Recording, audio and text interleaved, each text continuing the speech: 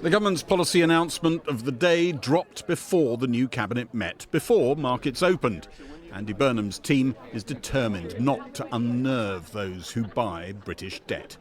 But as they waited for the new boss, conversation fell to who'd got the best seats. I tell you what, trying to get seen to speak is very difficult down here. I used to sit where Angela sat. Where is she sitting? You did get a good view, I have to say. You see everything. I always thought those Yeah. these are the worst seats. His message for them and the world beyond, fiscal discipline, not splashing the cash, is essential. Can I just say, I expect this every meeting. Thank you so much, colleagues, and congratulations first, those of you who've taken new positions. The first of what he promises to be a series of cost of living measures was removing VAT from electricity bills this winter, an £850 million giveaway that cuts about £45 off an average annual bill.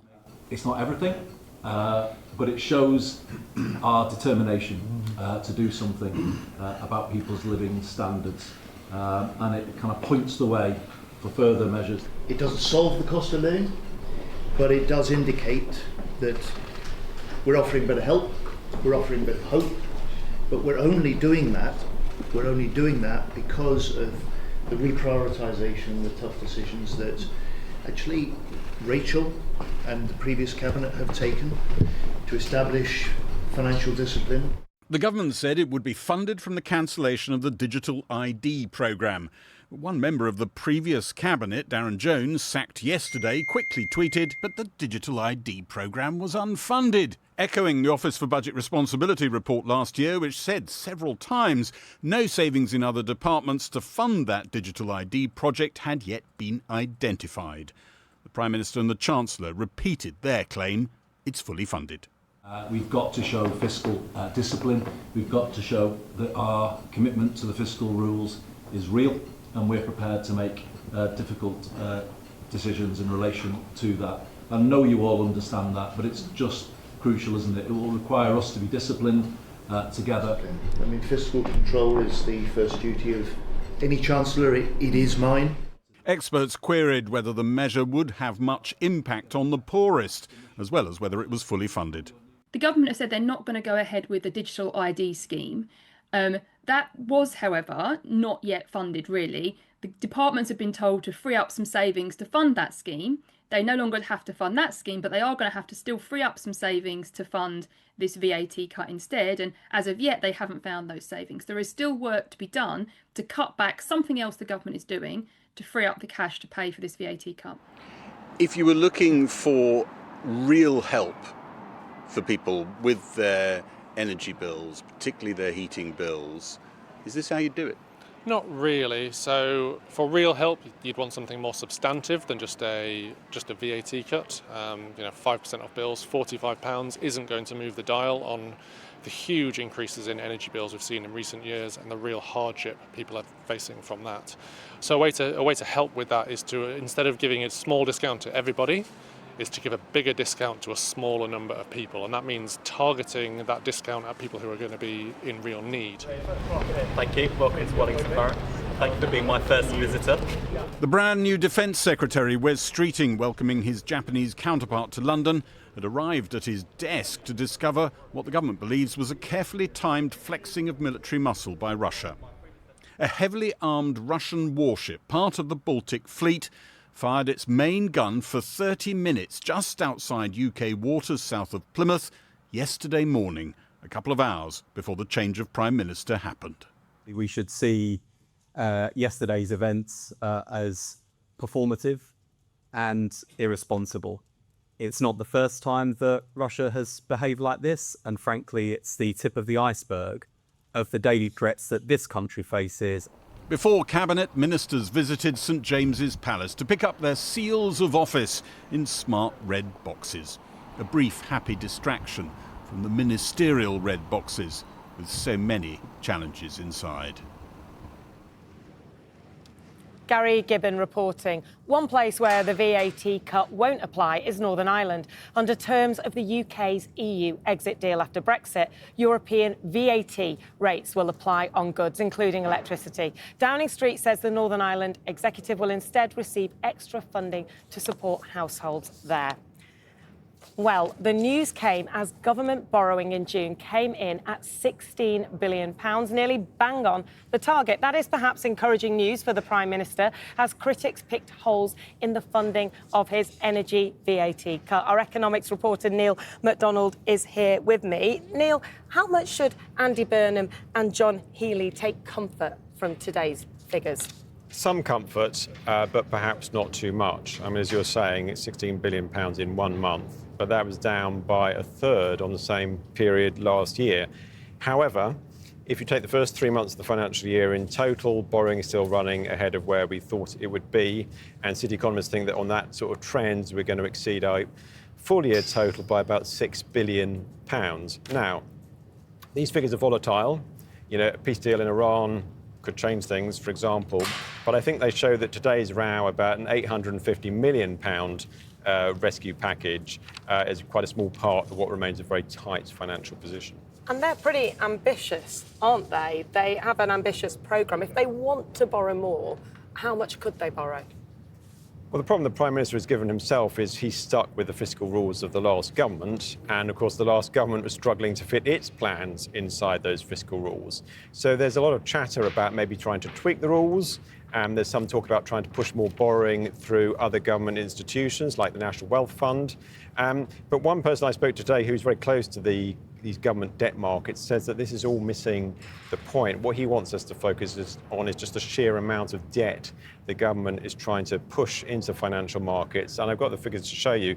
So this year, they're planning to sell £252 billion of this debt. There's more the year after and years to come. It adds up to £1.3 trillion that is quite a big number, I think we could agree, by the end of this decade. And so on this view, investors are just worried about any indication they're going to be asked to absorb more of this borrowing. And so that's why they're watching what the Prime Minister says so very closely. And all of this comes alongside wider news, doesn't it, about things that could affect the cost of living squeeze? Yeah, I mean, rising wages helps knock out the effect of rising prices. And today's latest labour market figures show that wages are still outstripping inflation, but only just. I just want to show you the figures. So you can see here that over the last couple of years, real wages have been growing, but you can see at a slower and slower pace. And now today, just up by 0.3%. Now, the thing is, if inflation is about to go up, if wage growth continues to slow down, that could turn negative. That increases the pressure on everyone's cost of living. That increases the pressure on the government to do something about it. Thank you, Neil. Sobering there at the end. Well, the new Secretary of State for Energy Security and Net Zero is the economist Miatta Fahnbulleh, who took over from Ed Miliband. Her rise has been meteoric. She only became an MP 2 years ago. I spoke to her a short time ago and began by asking how the new government is planning to pay for that tax cut. Well, listen, two things. Let's just say what it is first. We were really clear on day one that we needed to show people that we understood that they're under pressure. The VAT cut means £45 off bills.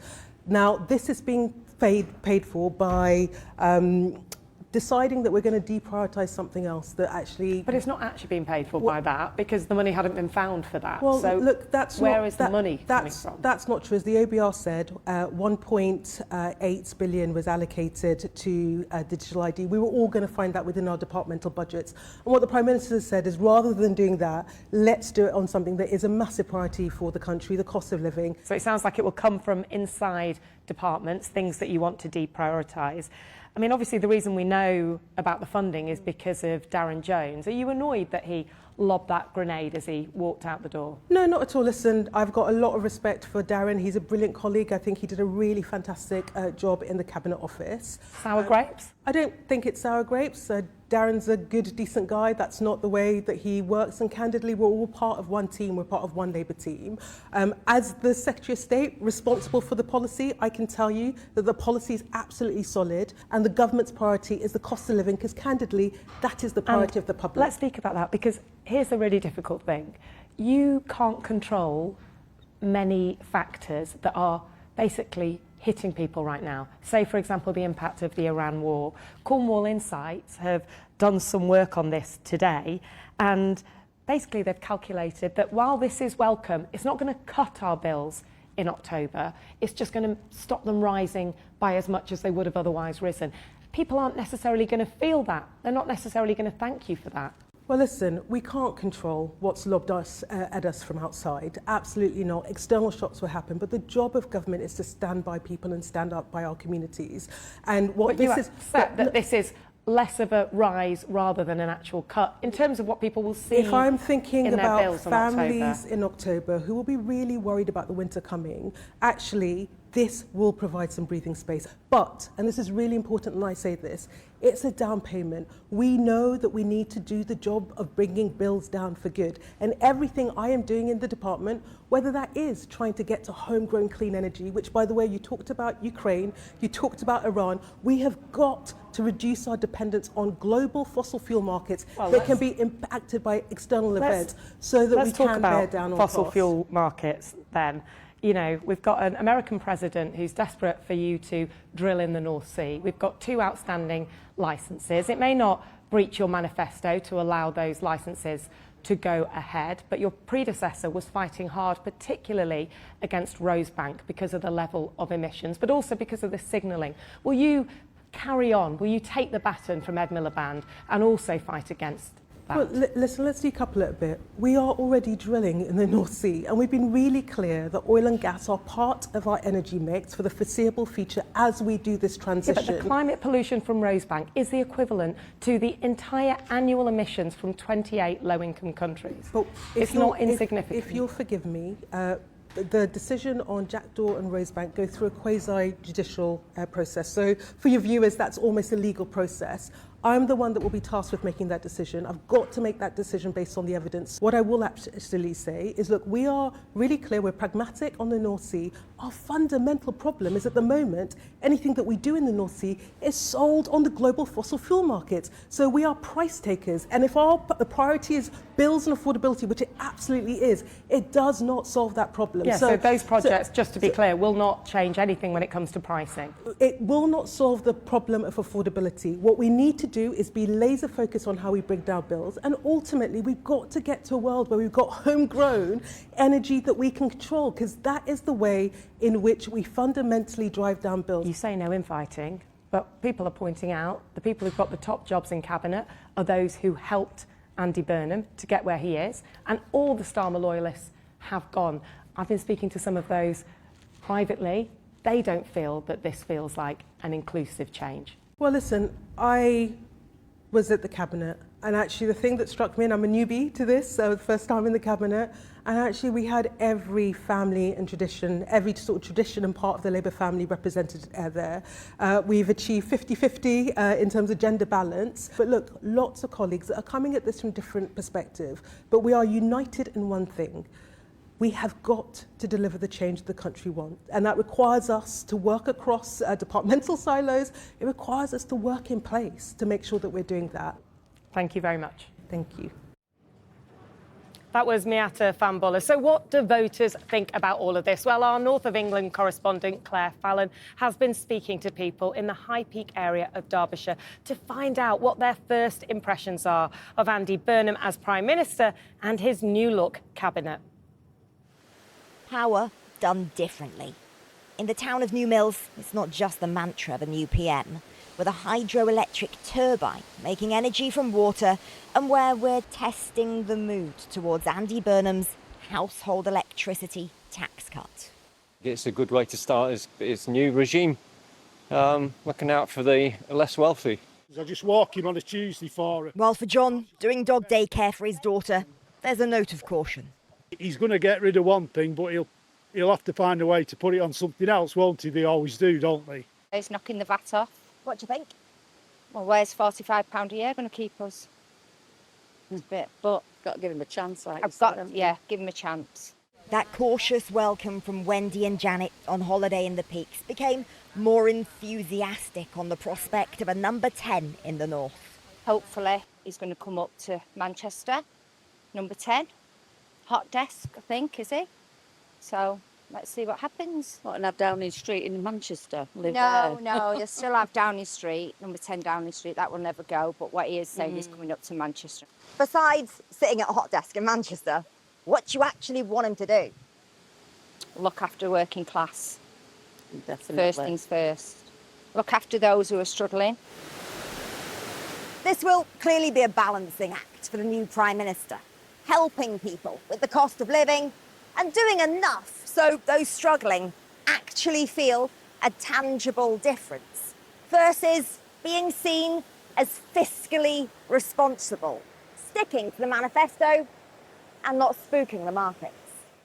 With more cost of living easing measures expected later this week, Andy Burnham has previously raised the prospect of business rate reforms to help high streets, and in particular for pubs.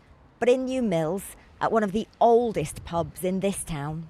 So you've literally grown up in pubs? Yeah. And this will be the first time when you're not working in a pub? Yeah. Any idea what you're going to do? Retire. No, I have no idea. At 25, Jacob and his landlady mum are quitting this pub in the next couple of weeks. Friday or Saturday night, it would be lucky if you get 20 people in. All night? All night. There's no money to be made anymore. And then there's the buses. I'm waiting for the 358 now to go into Marple. If I miss this one, I have to wait for the next hour. If the fare cap in England is cut to £2, as it is just 2 miles from here in Greater Manchester, getting about will get cheaper for Tracy, but bills are the big expense. I don't think we should have to pay tax on our bills in general, so because that, I'm a dinner lady, so I'm not much money, a lot of money, so it would help. As we set off on Andy Burnham's mission to change Britain for people who, for years now, it's felt relentlessly tough, the message back to the PM from many is that the talk must turn to action.